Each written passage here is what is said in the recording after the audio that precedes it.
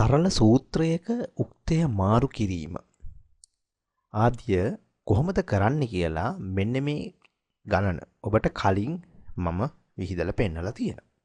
දැන් ඊළඟට අපි බලමු මෙම ගණනට ආදේශයන් සිදු කර කොහොමද t වලට අගයක් හොයන්නේ කියලා. මෙහිදී මේ බලන්න අපි t තමයි හොයන්නේ. මේ ප්‍රශ්නාර්ථයෙන් හොයන එක. ඊළඟට අපි අගයන් ලබා දෙනවා.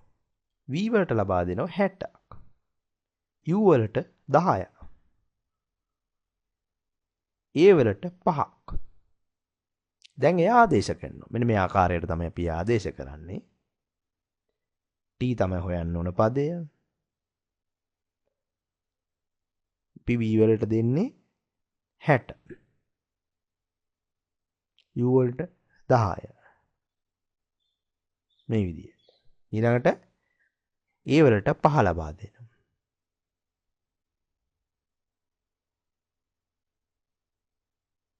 මේ විදිහට ගත්තට පස්සේ t වලට එනවා උත්තරේ 10ක්.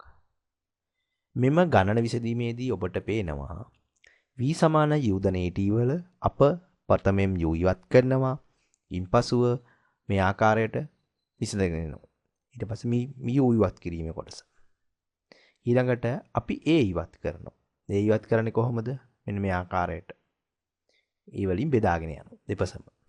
සෑම විටම වම් පසත් දකුණු පසත් බෙදනවා. ඊට පස්සේ v ඍණ u බෙදීමේ සමානයි t කියන සමීකරණ.